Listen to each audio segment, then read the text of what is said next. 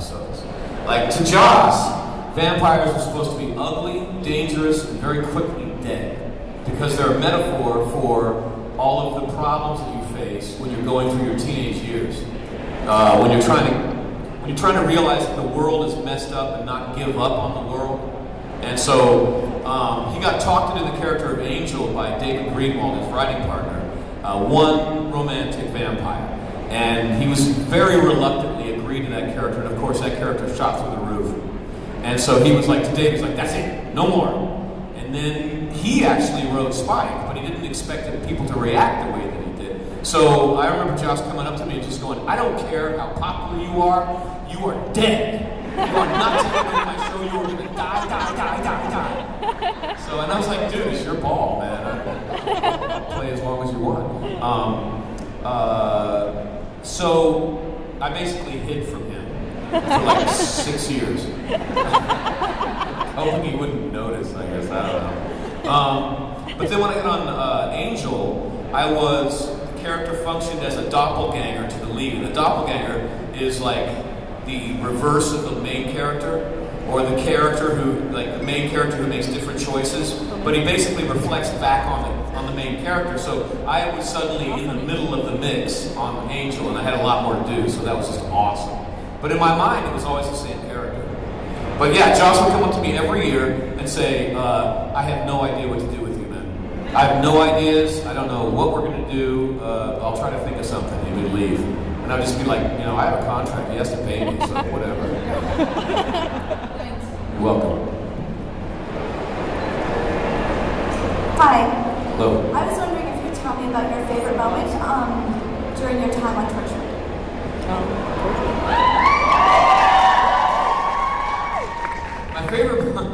My favorite moment was when we were shooting out.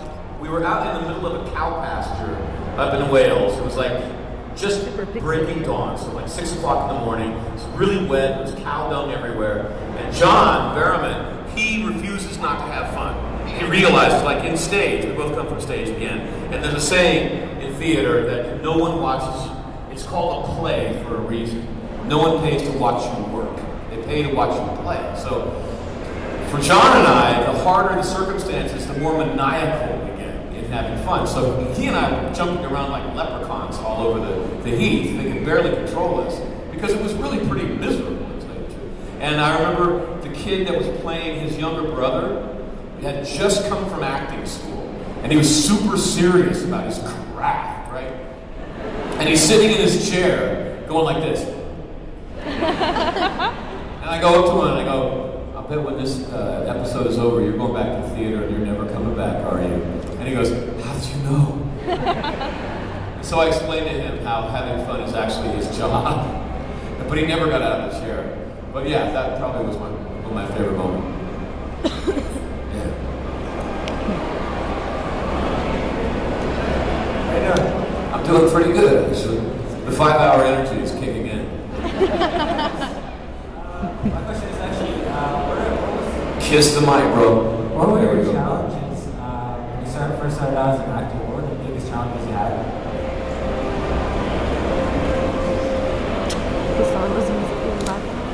What was my biggest challenge when I started out as an actor? Was on stage in Winnie the Pooh. I played Eeyore, and I thought that I brought the right amount of pathos to the character. I don't know, man. Not tripping in front of a large group of people. I remember the first lead I got was in a musical called The Me That Know No. It was called The Roar of the Grease Paint and the Smell of the Crowd. I was in 6th grade, and I would forget my lines all the time. I mean, I was like 11 years old, and it was a 3-hour musical. So they actually put a guy on stage with the script going through, right? And half the time I would go up to him during the show and ask him, what's my line? And he was a kid too. He'd be like, I don't know. So I guess just remembering the lines, really. I don't know. You're welcome. Hey James, I'm glad you like Montreal. I work as a set decorator, and I have these long days, and I just wanted to thank you that when I come home at the end of my 18-hour days, my girlfriend would be watching your show, and You took out 98% of the foreplay work. I'd have to do that.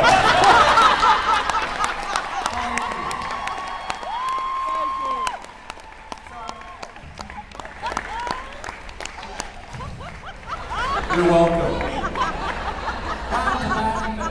I just wanted to ask you though, have you ever had any problem watching this mob here? And have you ever had any problems with any fans like crossing the line as far as, you know, invading personal space, landing on your doorstep, whatever, you know, like showing up at restaurants with locks of hair for you? No. I love that stuff. No, just kidding. I find that Buffy fans tend to be very intelligent with good sense of humor and fairly sensitive to that. So a lot of, and plus I play a character that kills people, so mostly they come up and say, I don't want to offend you. No, I haven't really had a problem. It's true, eh? I don't offend you. Hi. Hello. I'm a little nervous, sorry. You've done series regular work, you've done recurring roles on shows, and you've done guest starring roles. And I was wondering what it's like to go from one to the other, and specifically your guest starring role on the WB